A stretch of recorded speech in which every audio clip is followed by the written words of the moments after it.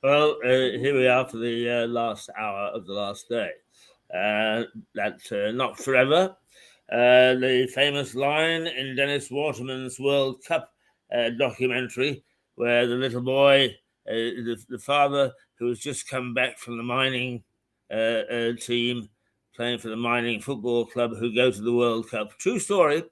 In on the continent, and the Brits win it, and they've won it for the second time. And it says on the bottom of the cup, to be held in perpetuity. And the little boy says, "What does in perpetuity mean, Dad?" And he says, "Forever, lad, forever." Well, we're not disappearing forever. We're only disappearing for 3 weeks. But I'm happy to say that we've enjoyed being with you and doing some very odd things and getting into some right kerfuffles on Mirador's airwaves, except they're not airwaves, they now go electronically. But we have worked very hard, and we kept going 5 days a week. And 5 days a week and 4 weeks a month, and 12 months a year. We've been going for almost 2 years now. And by golly, it can take it out of you. So a break is not going to hurt us, and we'll come back with some new ideas. Uh, but I just took a moment to take a look at a plug or a blog or whatever that is done with a group that Jeremy Paxman belongs to, because Jeremy has got Parkinson's, and they are fighting it as best they know how. And I've fought it as hard as I can by doing the odd program on it. I just, because we've been talking about all sorts of things this morning, I thought I would just take 2 or 3 minutes to say an update, if you like, on Parkinson's. It is almost winning the battle, except I'm determined not to let it. I can't walk anymore. Well, I can walk a few steps, but after that, I have to give in. And as a consequence, I've got a motor scooter, a mobility scooter, I think they're called, and I'm beating up the streets of Lewis in this mobility scooter. And it's a lovely experience because, people are so kind. They move out of the way. They wave. Somebody actually look at my hat and offered to buy it the day before yesterday, actually. I'm in getting involved in all sorts of other experiences, from having to necessity to go on a mobility scooter to get around. That's a really positive from Parkinson's. But it doesn't mean to say that I don't still, on a daily basis, tell it to get stuffed, to get lost, to bugger off. It is a nasty disease, and I know now personal friends who got it, and it's devastated them, and they have taken time to come to grips with it. I think I came to grips with it from day one. Don't ask me why. I did. It's never particularly bothered me, except that I know that eventually it's going to get me. But I've staved it off for 10 years, and I figure that I can stave it off for a couple more years yet. That is, if I'm allowed to live that long. Because with my wasteful type of life and refusing to retire, and being the curmudgeon and being the awkward person that I am, is if Parkinson's is ever finished, somebody else is going to in short order. I'm afraid that's the fact. But I just want to say, look, when you see people with Parkinson's, it affects us in different ways. With me, it's I can't walk. With some people, it's that they shake like this. And please be as sympathetic and empathetic as you can to them. We can't help it. There's nothing we can do about it. It strikes. All we do is we slow it down through positive thought, through saying it's not going to affect us. It's not going to get us. And to some extent, my consultant who is an expert on Parkinson's, agrees that this can put off the evil day to some extent. There are lots of things which I don't ever mention to anybody that affect me. There are lots of things which I wish I didn't have, not least of which is my mouth drying out. Haze without being able to talk. Can you imagine such a situation? Many a critic would be very pleased to see that as a permanent scene, permanent situation. I run off at the mouth all the time. But when I think in terms of injustice, incompetence, and nonsense from those who supposedly govern us, it gets my blood boiling. And perhaps that helps put off Parkinson's as well, boiling blood. But anyway, that's just bringing you up to date. You can see me, if you live in Lewis, zipping around on my mobility scooter, boom, boom, just like Toad of Toad Hall. And I have a wonderful, wonderful time. It's beep, beep, beep, beep. I am very pleased that I've got this scooter. Believe me, it makes all the difference in the world.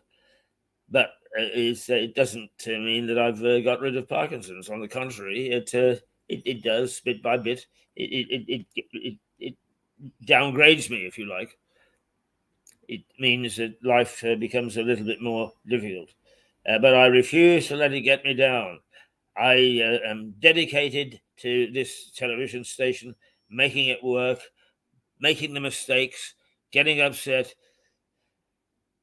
but nonetheless, taking it forward, and as a consequence, taking me forward and pushing Parkinson's into the background.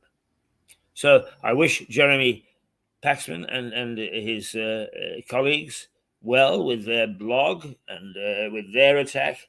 We got a pincer movement. They're coming at it from one side, I'm coming at it from another. And between us, we'll get this damn thing under control. We keep on having false dawns. You can have a little implant. You can have a jab. You can have this. You can have that. Nothing has really transpired to stop this disease, to cure it, even to suspend it. We have to live with it. But if you know somebody with Parkinson's, be a bit sympathetic. You can buy me a drink. I'll be very happy with that. And I suspect most of the people that I know would be very happy with a drink being bought.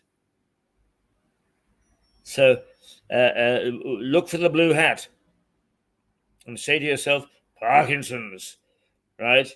But we'll go and give the old boy a nudge. Don't nudge too hard because that will make me fall down. But know that it's not going to get me down. And be supportive to Parkinson's organizations and those who suffer from it. It is a naughty, naughty, naughty disease. And yet somehow it seems to have become a disease that everybody sort of puts on the back burner. Yes, it is naughty, but let's worry about cancer. Let's worry about this, that, the other. Of course we have. But don't ignore Parkinson's. I can't. And neither can those people who have got it. We have to live with it. We have to fight it. But we do. And we like your support. And we like your understanding. So please give us that. Just please give us that. And we will love you for it. Yes, as it's one of those things, you know. We use that word very casually, but there is a lot of affection in this rather rough world, and I like to think that some of that comes. When I'm feeling a little worried, not worried, but shall we say upset about the fact that I'm getting gradually older, and that I have to worry about a lot of things, and that I shouldn't have to worry about. I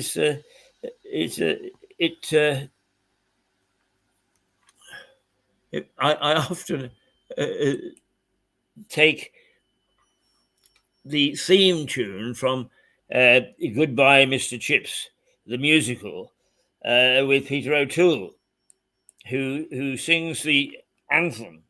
In fact, everybody said, "Oh, don't sing." Don't sing, Peter. You're not a singer. You'll make an idiot of yourself on the air. Well, in fact, in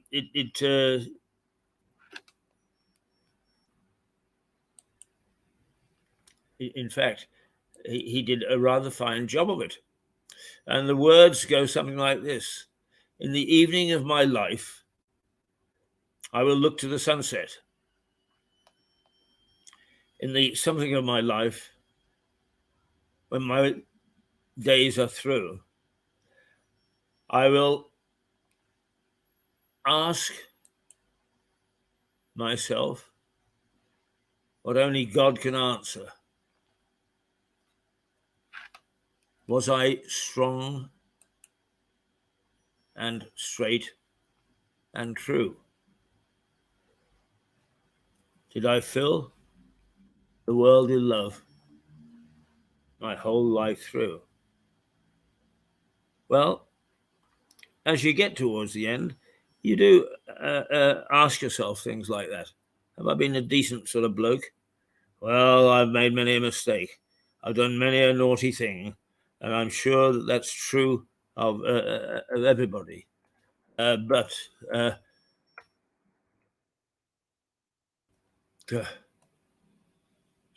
can we all be perfect?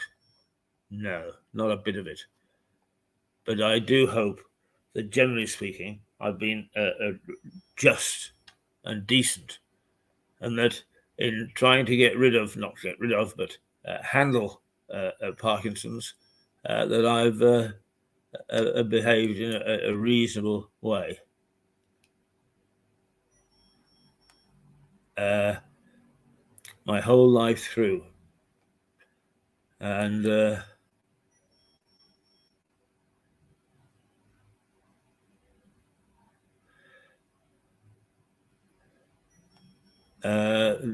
my whole life through.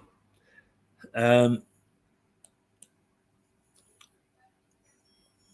I'm just reading one or two little notes that have been sent to me, as usual, telling me what, after I've just said how perfect I am, that I'm not, that I have feet of clay. Oh dear, oh dear, oh dear. And never mind. We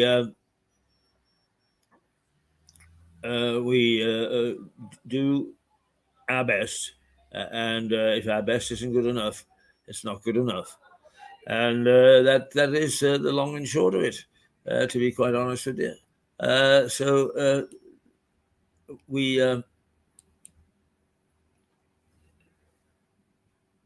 worry about too many things, I think, that are minutiae. Are we actually getting the main points across? Are we getting the main thrusts across? Are people a little better off for having watched us than not? Now, I have no idea whether Melissa is going to join me. I know that from the time that she left last Friday for the UK and then went on to Naples in Italy and then back to the States. So it could well be that she is terribly exhausted and not going to join us, in which case I am going to just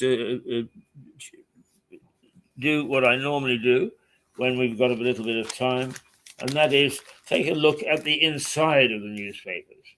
And because there are always a lot of stories there that never see the light of day.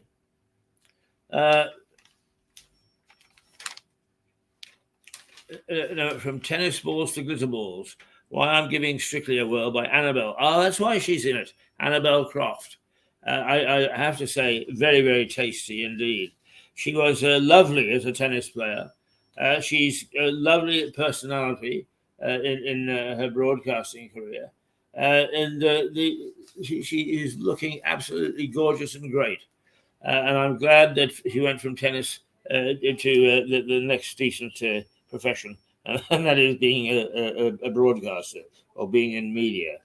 And she certainly turned into one. Well, she always was gorgeous, but she had that little baby fat face, puppy face, and now it's turned into somebody who is really quite lovely, quite beautiful. Our offers to doctors are fair and final. This strike only serves to harm patients.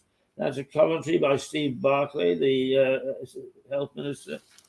Autistic girls. No, this is frightening because we are today seeing criticism of the level of cops and their competence. An autistic girl, age 16, was arrested by 7 cops after telling an officer, "You look like my lesbian nana." So, to me, that would have been funny, but not to this bloody copper.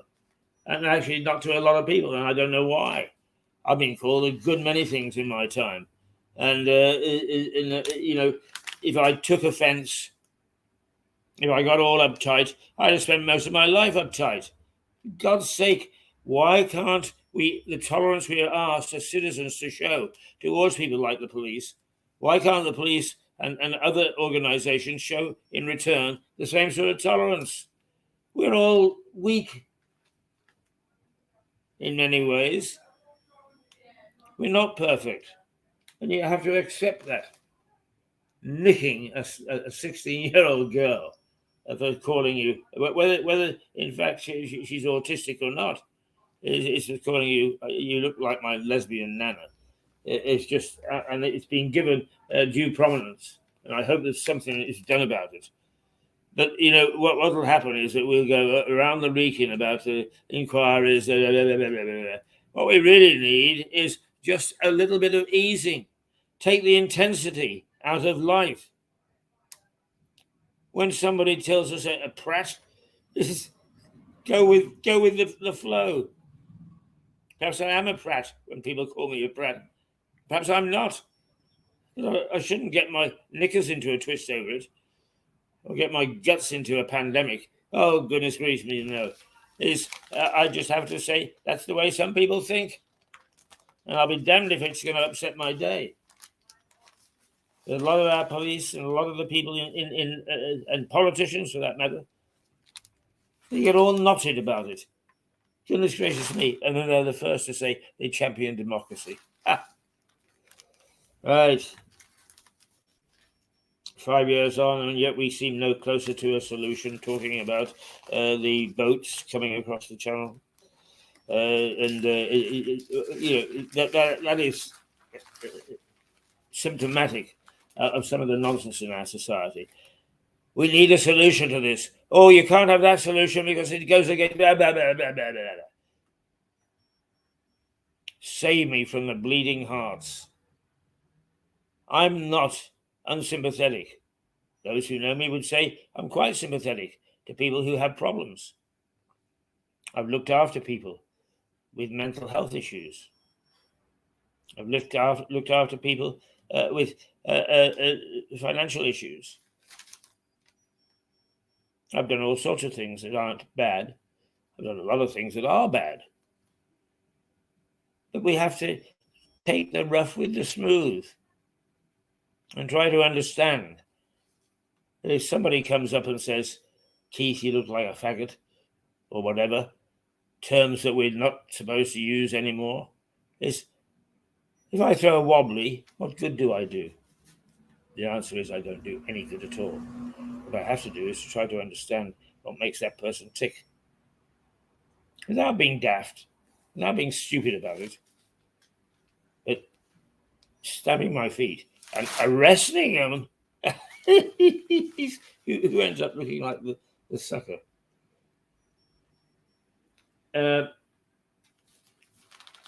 Murder probe as the body of a girl aged 10 is found at home. A new role for Steve Wright on radio. I mean, a lot of these things we really don't care about. 24 hours of summer sun. Hope it was fun because here comes the rain again.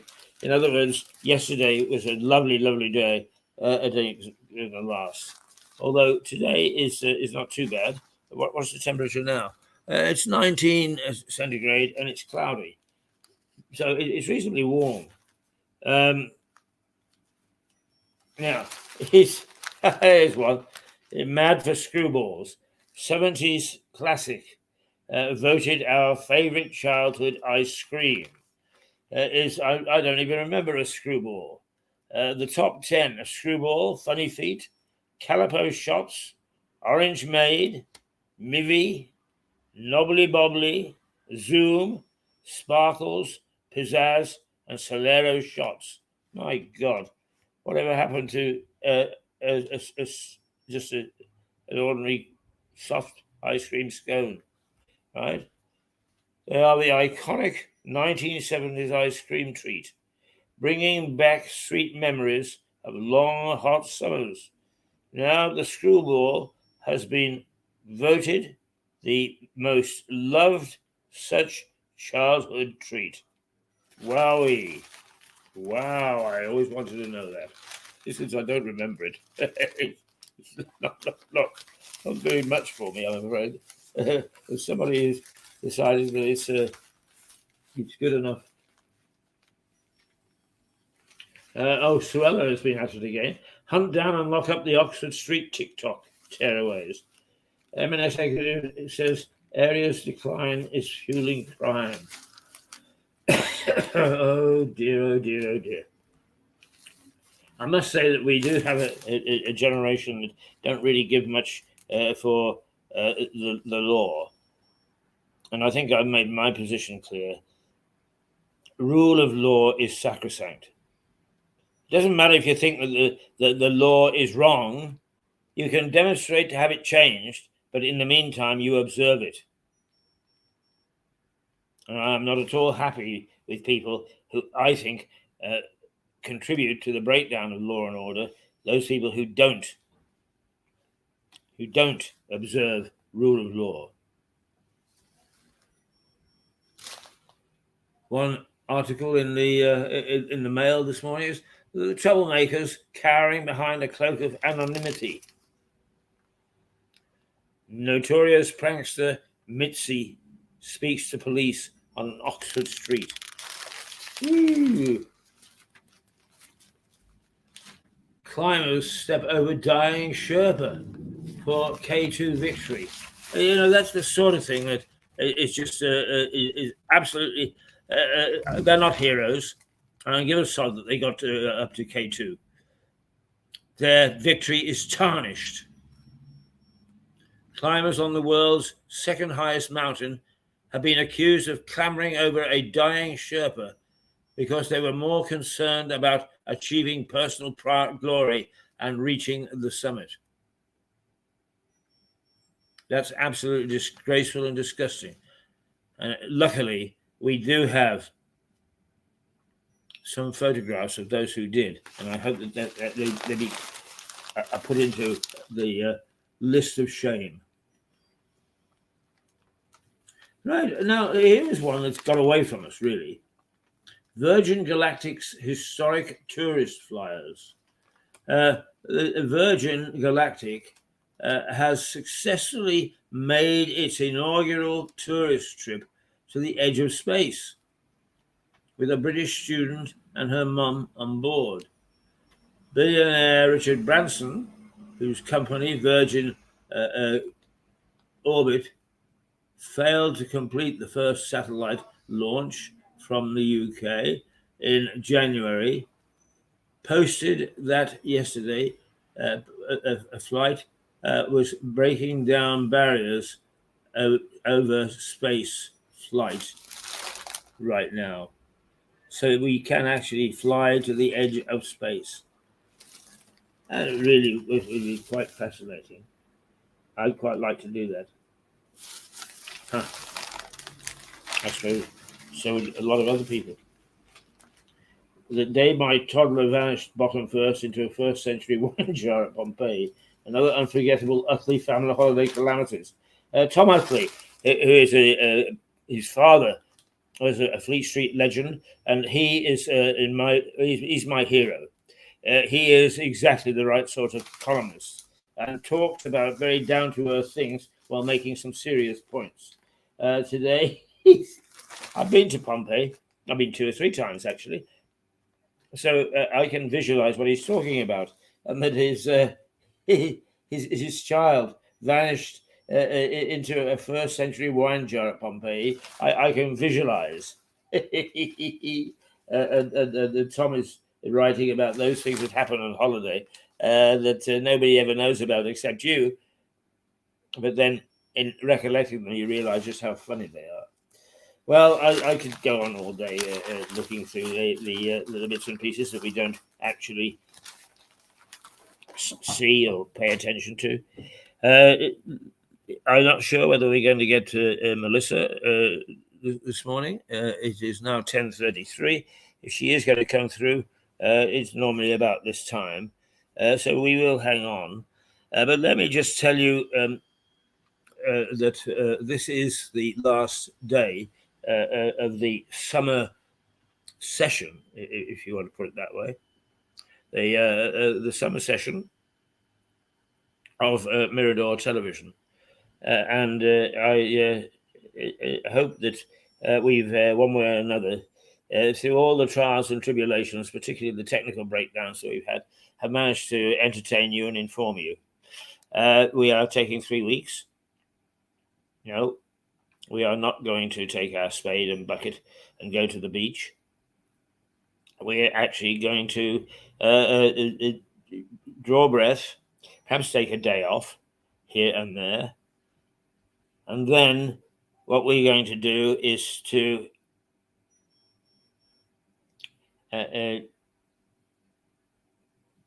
very much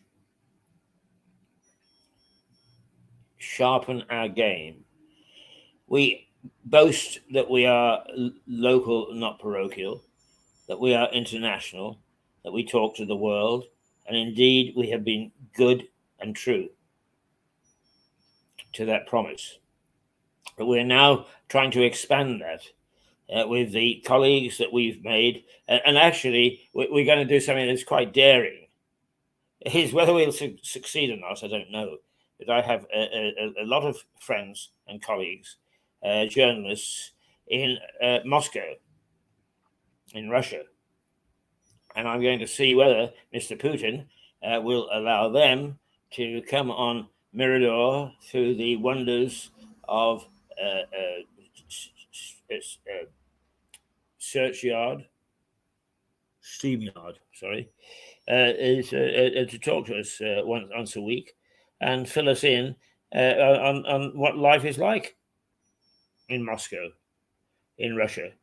But also, I'm contacting those people with whom I've stayed in touch in India, in Africa, in the States, in Canada, and other in Lithuania, in Armenia, other places around the world where I've worked and had a very good relationship and admired the efforts of journalists to see whether we can bring some of the thinking from these more distant parts of the world to help us understand what's going on outside the confines of Lewis boundaries. That's one thing. We also are going to see whether we can find correspondence in the various townships around here so that we can start to exchange views, which we promised that we would try and do. And we are going to try to resuscitate. This depends on money, of course, but we're making active steps to see whether we can actually get some money to pay for some of these things. But we would like to get back onto Roku, where we have available to us 174 million viewers. Oh dear, oh dear, oh dear. It sounds wonderful, doesn't it? As if we would get 174 million. But what we might do is we might creep our audience up to 25, 30, 35,000 people in various parts of the world. And that brings Lewis, small town though it is into the experiences of various places around the world and various audiences around the world. And unless we actually engage with people outside the boundaries, we have nothing to measure anything by, and we will continue to potter along in the ineffectual way that we do and see our town continue to erode and crumble around us.